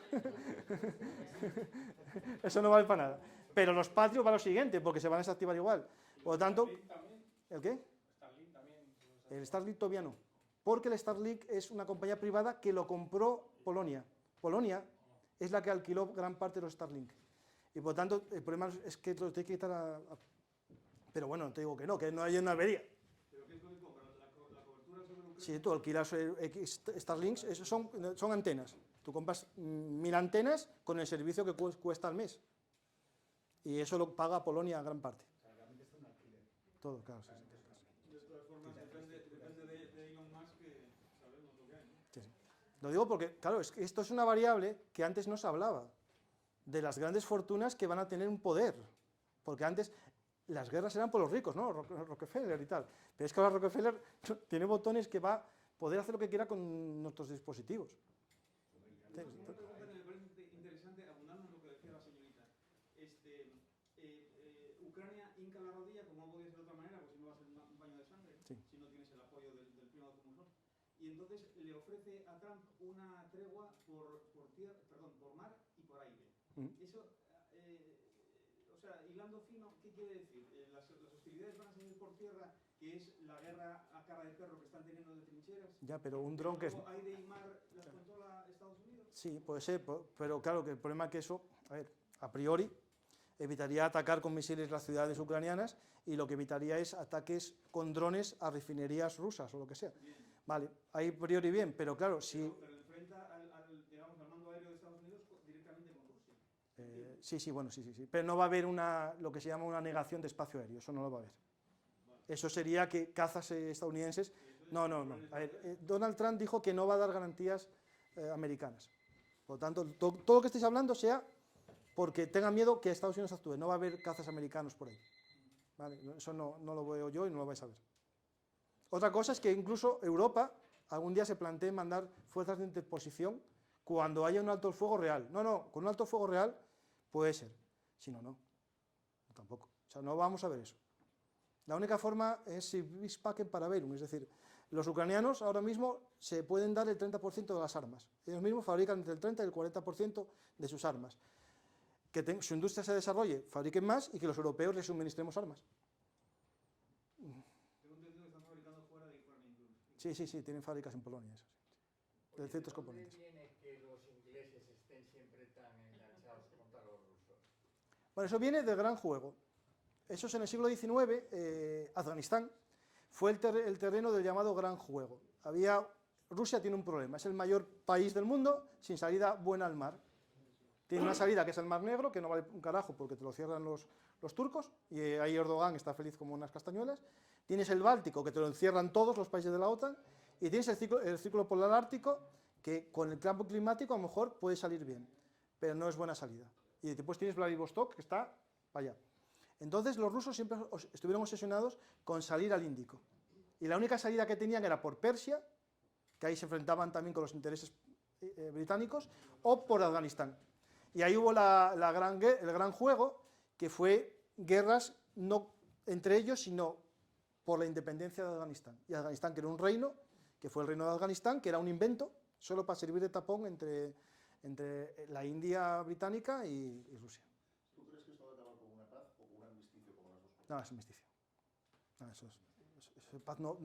No puede haber una paz firmada, porque Ucrania a día de hoy no puede firmar ningún presidente que entrega su territorio.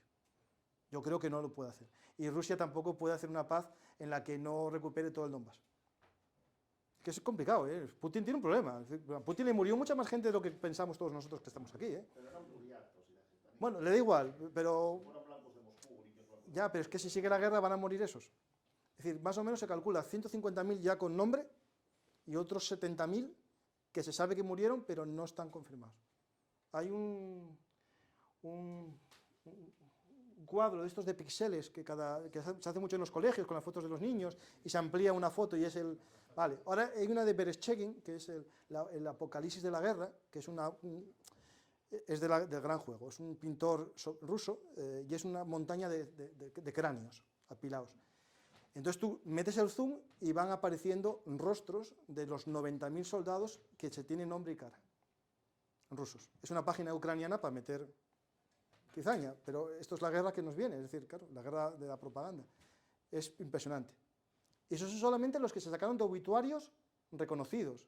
Después hay otros 60.000 que dijeron los de la página que no pusieron meter, que los van a meter en otra foto, y los que no están en sitios porque están en los campos de batalla o desaparecidos. Es decir, estamos hablando mínimo 200 y pico mil muertos rusos. No, cada 1.000.000, sí. Y espera, y esta guerra con la cantidad de drones, estamos hablando de personas sin piernas, personas sin manos. Es decir, estamos hablando de que lo que les viene a Rusia y a Ucrania, sobre todo a Rusia porque es una guerra en la que va a haber más porque están atacando, es lo que les pasó en Afganistán con los Afghasi, que era un síndrome de posbélico parecido a lo de Vietnam en Estados Unidos, pero sin psicólogos y sin nada. Es decir, toma, vodka y muere en la calle. Y eso, tener cuidado que 1 millón es mucho más que lo que hubo en Afganistán. Esto le salió mal. Y por eso quieren la paz todos. Nadie lo va a reconocer. Pero la paz... Algo aprendieron.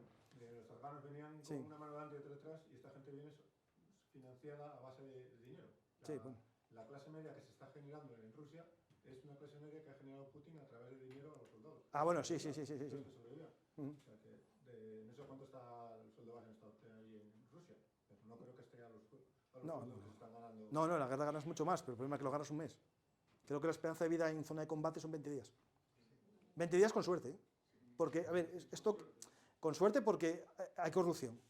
Entonces tú llegas y tu sargento te dice, ¿me pagas la mitad de lo que te dieron de enganche y no vas a primera línea? Tú le pagas 30.000 y a lo mejor te quedas en retaguardia un tiempo. Hay relatos de guerra de trincheras. No, pero guerra de trincheras, pero es que le añades el dron. Es que el dron entra a buscarte aquí dentro. O sea, tú te metes aquí dentro y te busca y se mete dentro. Claro, y va persiguiendo a una persona, que eso en la guerra antes no pasaba, la artillería caía y con suerte te librabas. No, aquí un dron va buscando a un soldado que va perdido por el campo después de haber perdido a todos sus compañeros y lo busca. Claro. ¿No? De noche va al calor, de día es una locura. O sea. Y a ver, yo no sé cómo va a acabar, pero vencedores no hay nadie, o sea, eso está claro. Con ropas empapadas en barro. Sí. Y ahí pasan la noche empapados en barro a la helada. Sí. Y eso es... Y después, con la mala suerte que en algunas zonas, los ucranianos se les ve menos porque tienen mejor evacuación de heridos, pero los rusos, hay gente que está en muletas, en primera línea de batalla, los curan y los vuelven a primera línea de batalla porque no tienen suficiente tropa en primera línea de batalla, y se ven ya soldados que van con muleta y con el Kalashnikov en primera línea de batalla. Es decir, esto es una burrada, pero se ve, porque antes no se veía. Es que, a ver, la mayor parte de la población no lo ve, pero los que tenemos acceso, porque lo buscamos, es solamente entrar en Twitter, pones Ucrania, Rusia, y veréis vídeos... Bueno, eso se vio en el frente del Somme. No, pero tú no lo veías, no, tú no tenías acceso. Te contaban que había una guerra en la que moría gente, pero es que ahora tú puedes ver eso, en tiempo real, o sea, casi. Y eso es algo locura completa. ¿Y el tema de Corea del Norte? Sí. Bueno, ahí Corea del Norte, a lo que nos vamos es aliada de Rusia, tienen un acuerdo desde agosto de seguridad. Significa que ellos se ayudan si alguien les ataca. Entonces, ¿qué pasó? Que Corea, cuando firmó esto, no contaba con que Rusia iba a ser atacada, porque se firmó con que Rusia estaba atacando, entonces no se aplicaba. Pero ¿qué pasó? Que los ucranianos atacan en Kursk, 6 de agosto, ¿no? 6 de agosto del 2024. Atacan, ocupan territorio ruso y se activa la cláusula de defensa común. Y los norcoreanos mandan tropas a Rusia, a cambio de dinero, pero mandan tropas.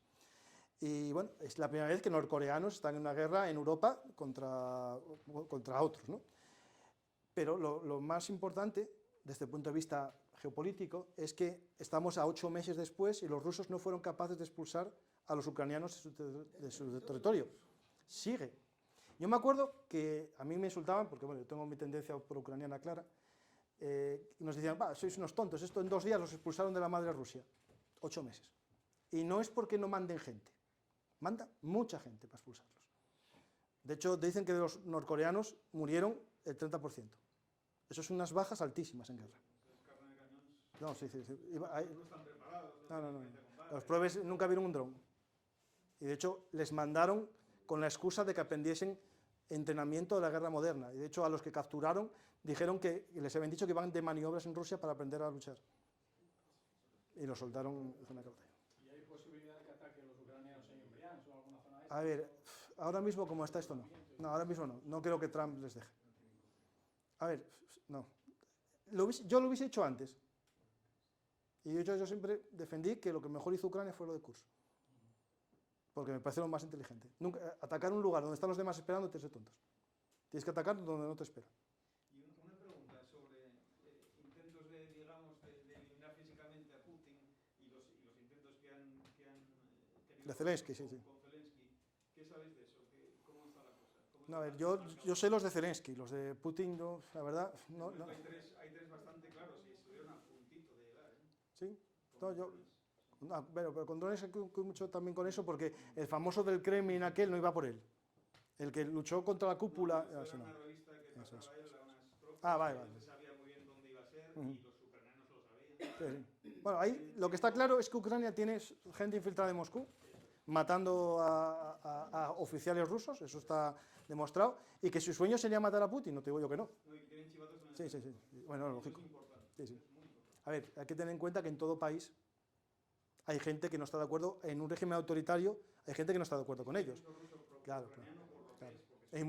¿no? Y mucho, a ver, es que no tenéis que tener en cuenta cuántos ucranianos hay que son rusos. Es decir, ahí cuando hablamos de esto, es que antes una persona de origen ucraniano sigue siendo de origen ucraniano, aunque viva en Rusia. Es decir, a lo mejor en la época soviética eran todos amigos, pero yo ahora tengo el apellido ucraniano de segundo. Pero lo que es difícil para que confíen en ti. No, eso es muy difícil, eso es muy difícil, sí. Ahí tienes que ir a la Rusia libre. Yo estoy hablando de rusos, de origen ruso, que son pro-ucranianos, No, sí. o que son anti-Putin. Eso mucho tiene que haberlos, claro. Lo que pasa es que es una minoría silenciosa. Eso. A ver, hay un grupo que se llama la Rusia Libre, que tienen una fuerza que es la Legión Rusa y la Rusia Libre, que luchan en Ucrania a favor de los ucranianos, pero son muy pocos. Y después hay un grupo que yo entrevisté a la representante en España, que se llama la Rusia Libre, que son un grupo de opositores a Putin, pero son pocos, es decir, no vamos a fantasear, no, son pocos. ¿Vale? Ahí hay un nacionalismo muy grande en Rusia, y lo funcionó bien, funciona muy bien, y los tienen bastante bien. Eso de decir que los rusos no querían la guerra, me lo cojo entre comillas. Es como los que siempre intentan después blanquear, los alemanes no querían la guerra tampoco, ¿no? Todo el mundo en aquel momento se vino arriba. Y todos los generales que al final de la Segunda Guerra Mundial decían que no eran nazis, estaban felicísimos cuando avanzaban por Polonia. Y cuando llegaron a París, estaban todos felicísimos de lo grande que era Alemania. Es decir, eso no falla. Cuando todo falle y empiece a caer el sistema, empezarán a aparecer, yo siempre fui en contra, ¿no? Yo nunca fui, ¿vale? No. Ninguna dictadura aguanta si no tiene apoyo popular. Y eso es una fantasía que en España mucha gente dijo, no, nadie es franquista, cojones, en España había mucho franquista. Lo que pasa es que todo el mundo se quitó la camisa. Pero hay una cosa que es la mayoría silenciosa, que es ni con unos ni con otros. Sí, pero la mayoría pero la silenciosa, en el fondo, está a favor. Si tú estás en la Alemania nazi y hay una cámara de gas ahí y tú eres mayoría silenciosa, estás a favor. Eso es lo que se dieron cuenta los que obligaron a ir a todos los alemanes que vivían al lado de las cámaras de gas a que las viesen. Porque que viesen que algo estaba pasando y tú no hiciste nada, porque todo el mundo, no, yo es que no estaba a favor. No. La realidad es que todo el mundo sabía algo y le importaba un bledo. Iba muy bien, claro. No, ya. Nadie es héroe, ya está. Sí. No. Pero el problema que vamos a tener es cuando las democracias en las que vivimos vayamos ese camino a autocracia y seamos pequeñas ranas que nos estén cociendo en un agua que no nos demos cuenta. Y eso está ya, ¿eh? Eso está ya. Ahora mismo estamos viviendo eso. Extremismos de izquierdas y de derechas que no son, porque en el fondo, ¿qué pasa? Que tú dices, estos tienen razón en lo que se quejan, los de izquierdas o los de derechas, y al final va a haber un populismo de un lado o de otro que controle un país, y una vez que lo controle no lo van a soltar. Sí, claro, sí. A ver, un ejemplo claro es Venezuela, que todo el mundo, nadie está vista, pero les marcharon 8 millones de ahí, pero él no marcha. Y no va a marchar, porque logró algo que es genial, que marchase en la oposición. Sí, es que no va a haber problema, ahí ya no hay problema, ¿entendéis? El problema marchó. Claro. No. Una pregunta, Pablo, vamos ya. Sí. Quería una doble pregunta. Quería preguntarte, por un lado, ¿qué va a pasar con Gaza? Vale, para salir un poco del tema de Ucrania. Y dos, viendo la agenda, no sé cómo llamarla, tan rápida de Trump, que lo de ayer ya no es que se ha pasado, sino que parece que es del Mesozoico, quería preguntarte, ¿qué papel piensas tú que debería jugar el gobierno de España con la administración Trump? A ver, yo creo que ahí, la primera, España. España no tiene que tampoco postularse más que el resto. Yo creo que ahí lo más acertado sería lograr una política exterior europea y que todos pusiésemos la misma cara a la misma hostia. No quieres ser tú la estrella para recibir la mayor hostia primero. Porque, a ver, esto es algo que, ¿cómo explicaros? La política arancelaria estadounidense no funciona en la Unión Europea, funciona por países. Y te puede poner a los tuyos y a los de al lado no. Entonces, egoístamente, España, aunque no lo pensemos, pero lo dijo, Donald Trump ya dijo que éramos un país BRIC. Dijo, tú sabes lo que es un país BRIC, ¿no? España. Bueno, ya, pero eso me da igual. Me da igual, porque al final la hostia me la voy a llevar yo, aunque vote a uno o vote a otro. Y si soy agricultor, que me quiten, me da igual. En este caso tenemos que pensar juntos. Mira, los canadienses, ahora salieron los dos, Trudeau y el conservador, diciendo lo mismo. Porque la hostia se la llevan todos los canadienses. No, yo soy de derechas, ¿eh? Yo sería trampista en Estados Unidos. No, tú la hostia te la llevas. Entonces yo ahí creo que es importante eso, que Europa vaya unida. Es complicado, porque tenemos ahí países que no van a ir juntos. Claro, los húngaros no van a ir juntos. Pero bueno, hoy mismo Macron estaba reunido con Hungría. No sé qué va a salir de ahí. Son 27 gallinas cacareando. Claro, es complicado, es muy complicado. Y después lo de Gaza. A ver, Gaza es muy complicado. A ver, porque se tomó con frivolidad. Que el presidente de Estados Unidos en su propuesta de paz haga un vídeo con IA en la que aparece regalando dinero, con una estatua de oro y Elon Musk fumando un cigarro en el fondo de Gaza, eso es denigrante, sea cual sea tu postura. Es decir, puede ser pro-palestino o entender a Israel. Yo, por ejemplo, entiendo que el culpable fue Hamas, que atacó a Israel, y Israel devolvió de una forma que no se comprende desde aquí, pero hay que comprenderlo desde allí. En estos lugares la debilidad no existe. Funciona así, y lo sabían que iba a ser así. Jamás lo sabía. Para mí la culpable es Hamas y no tendría que gobernar en Gaza, y en Gaza tendría que gobernar la OLP o otro grupo más moderado para que viviesen mejor los gazatíes. Eso tengo claro, porque los palestinos tienen que vivir bien en su estado. Yo estoy a favor de los dos estados, pero no como premio a esto, sino como una vía que tiene que venir. ¿Qué pasa? Que considerar que la solución es convertirlo en un resort, convertirlo en un casino, eso me parece denigrante a los seres humanos. Es decir, otra cosa que después la solución sea el dinero. Es decir, hay que meter dinero a puertas llenas, porque hay que reconstruirlo todo. Y evitar que sea jamás el que lo gobierne para que no vuelva a pasar. Pero no se puede tomar eso con frivolidad. Pero si Europa lleva 70 años financiando eso. Eso es otra cosa. Y la ONU más, y la UNRWA más. Pero, sí, pero la solución no puede ser una trampada de esas de un casino.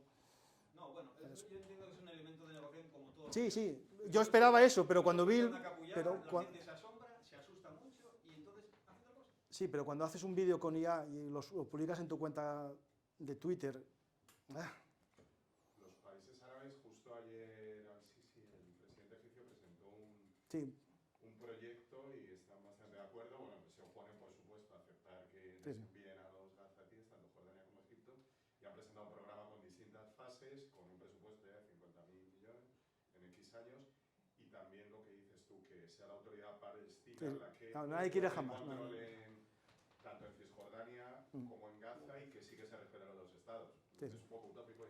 Pero el tema es, sí, hay que salirse a veces en las negociaciones y en todo hay que salirse del mapa conceptual para entender, pero no de esa forma. O sea, esa forma para mí, lo de hacer un TikTok, un vídeo, eso no es. No sé, yo entiendo y yo tengo conocidos israelíes y tal, pero hasta ellos cuando vieron el vídeo se asustaron. Es un fenómeno en sí mismo el pollo. No, es un fenómeno ya, pero es un fenómeno que no hay duda ninguna.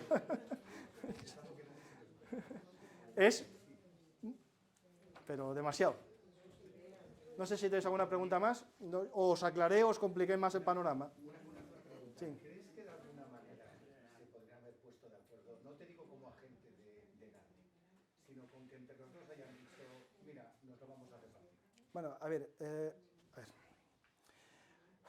Yo no soy psicólogo, pero los machos alfas entre ellos se entienden.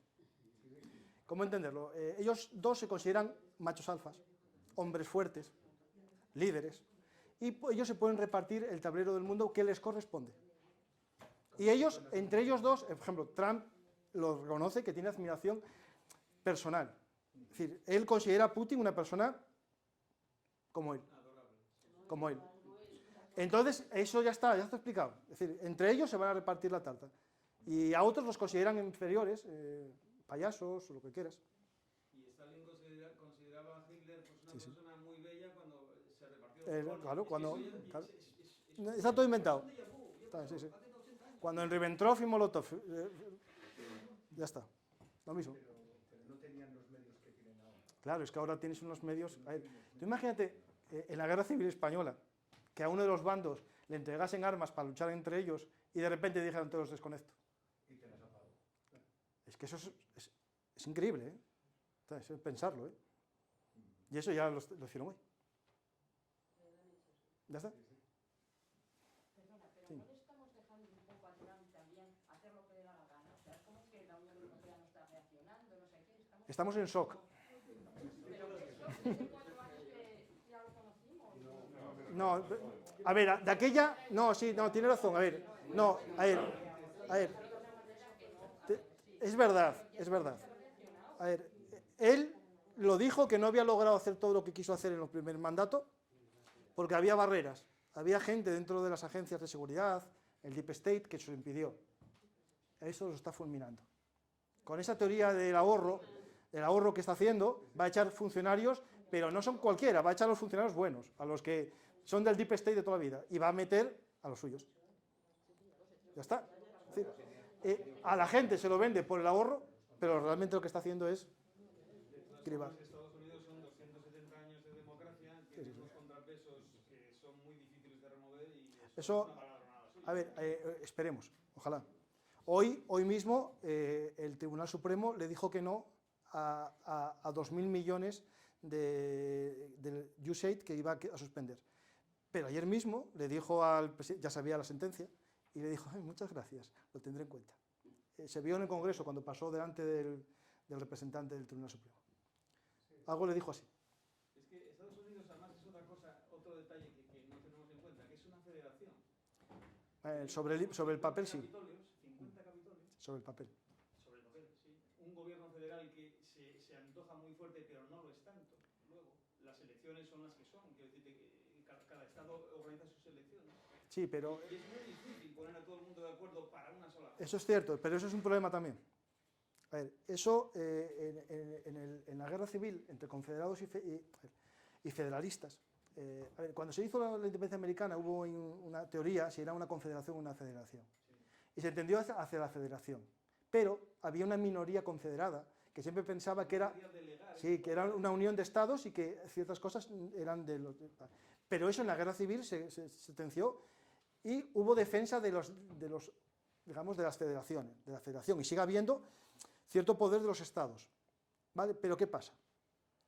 Que los teóricos, y hay autores que hablan de la posible guerra civil americana, y va a ser por eso, porque al final los estados federales tienen todavía cierto poder y puede haber decisiones de cada estado, California, imaginaros, que decide no hacer caso a una orden federal. Eso es más probable. Eso es el escenario que puede pasar, porque aparte tiene un problema que es el voto es dividido geográficamente. Que bueno, en España no estamos fuera, pero allí se está marcado. Y eso puede llevar a enfrentamientos civiles. Yo hace poco, la película esa Civil War que echaron en los cines, a la vez leí un libro que se llamaba ¿Es posible la guerra en Estados Unidos? Una teoría, y es probable, sobre todo si alguien llega a romper el consenso constitucional y rompe con las premisas básicas de la Constitución. Entonces aparecería el lema Semper Tyrannis, es decir, siempre muerte al tirano, y se podría justificar un golpe contra el presidente, claro, porque el principio básico de la democracia americana es que el ciudadano es libre contra el Estado, claro, y eso es, por ejemplo, el hecho de tener armas los americanos es para luchar contra el opresor, que es el propio gobierno. Pero, es decir, esto es posible, es un escenario que ojalá no pasase porque, claro, sería con... Bueno, lo verían los rivales de Estados Unidos, lo verían... No, sí, claro, sí. Bueno, sí. Tenemos que ir acabando. Sí. ¿Hay alguna pregunta más? Sí, una allí, sí. Sobre el tema de los aranceles en concreto, yo, por lo que he leído, no sé si es cierto, si van a poner aranceles a determinados países, quien paga esa subida es el ciudadano americano. Sí, a priori sí. El IVA, por ejemplo, en Europa lo pagamos nosotros. Es decir, al ciudadano americano le interesa más que no haya aranceles. No, claro. A ver, ahí... Entonces ahí puede haber incluso a los empresarios. Sí. Porque yo oí que había cosas que cruzaban de Canadá a Estados Unidos 20 veces antes de que se pusieran a la venta. Con lo cual, si tienes que pagar 20 veces aranceles, la economía americana iba a sufrir. Claro. No, eso no tengo dudas ninguna. De hecho, las empresas americanas... este mes de enero compraron mucho más que nunca en la historia, para tener reservas dentro, para no tener que comprar cuando hay aranceles. Eso lo saben. ¿Qué pasa? Que Donald Trump juega con fake news todos los días, y él considera que el IVA nuestro es un arancel, y dice que tiene derecho a poner el mismo arancel que nosotros a ellos. Es decir, cuando llega un producto a Europa, se coge el valor de entrada y se le mete el IVA, porque es el producto de valor añadido. Entonces, en cada fase de producción se va metiendo el incremento del IVA. Entonces, cuando yo compro un producto, cada fase va teniendo IVA, que ¿quién lo paga? El consumidor final. Pero no es un arancel, es un impuesto de valor añadido, que lo tienen todos los productos elaborados en Europa y los que vienen de fuera también, pero no es un arancel. Sí, pero no es un arancel, porque en Estados Unidos tienen un IVA al consumo que no es un arancel, es un IVA al consumo. Lo que pasa es que no es general en toda la nación, lo tienen por estados. Y hay estados que no lo tienen y otros que lo tienen. Pero él, como no le interesa para su argumento, mete el IVA. Entonces va a meter a todos los países europeos y va a todo. Lo lógico es que respondamos, porque si no respondemos tenemos un problema. Y si respondemos tenemos otro. Claro que va a escalar. Sí. Y el problema es que él tiene, su economía tiene que sustituir rápidamente lo que deja de importar por fabricación propia. Y ahí está el problema, que no es tan fácil. No lo tiene. Es decir, tú no puedes decir, vosotros agricultores, a plantar pepinillos, ¿no? Si no tenemos semillas, y yo no tengo sitio para pepinillos. Yo vivo, por ejemplo, el aguacate. O sea, la mexicana dijo ayer que no tiene problema, que los aguacates mexicanos los compran en otros países. Pero ellos se van a quedar sin guacamole en la Super Bowl. ¿No? Es un producto que es de lo que más se vende, para la Super Bowl, es increíble, las toneladas de aguacate. Bueno, pero yo creo que será cuando quiera quitar los aranceles y ya está, da igual. Sí, pero no es tan fácil. No es tan fácil. Porque tú imagínate que yo, mexicano, me dejé el mercado americano y ya tengo clientes en Europa que me compran los aguacates. O chinos. Mira, imaginad que los mexicanos consiguen que los chinos coman aguacates. Bueno, esperar, cuidado. Que el jamón ibérico se lo quitan de las manos los chinos. Es decir, cuidado. El jamón ibérico que dejemos de vender a América, se lo vendemos a los chinos y felices como castañuelos los chinos. Eso sí, cuando el americano quiera volver a tener jamón ibérico, a ver dónde lo saca. Te lo vendo yo al doble precio. Ya está. Es un tema complejo. Yo no sé si hay alguien aquí que juegue con import-export. En las escuelas de negocios se está viendo que lo van a tener muy fácil para hacer operaciones con terceros países, operaciones triangulares. Ajá. Entonces yo puedo no importar o no exportar a Estados Unidos lo que me convenga a través de ciertos países, sino a través de canales secundarios. Claro, no, pero eso ya ha ocurrido Rusia. Sí. Bueno, eso todos los días. Pero el castigo que iba a hacer, un castigo que tenía planeado Trump, es a todos los puertos del mundo que pasen productos chinos, poner el mismo arancel al producto. Es decir, un producto chino que vaya a Panamá, que está controlado el puerto por China, tiene impuesto chino, pese a que sea Panamá. Eso lo tiene puesto. Implica castigar a todos los países que negocien con China. No, eso la aduana, cuando te llega el paso del barco, te viene de Panamá y sabe que viene de China. Es decir, eso no es tan difícil. El problema es que es una locura. Sí, señores, tenemos que ir acabando, acabamos fuera de tiempo. Un fuerte aplauso para Jaime. Espero que os haya gustado la charla. Si alguno tiene alguna duda, pues eso, en Bellum Artis podéis preguntar lo que queráis. Y si queréis libros de historia, tengo ahí unos libros para vender. No, pero positivamente. Hoy no haces programa, ¿no? ¿Qué? Hoy sí, a las 10 con Chema. ¿Los de batalla hoy? Sí.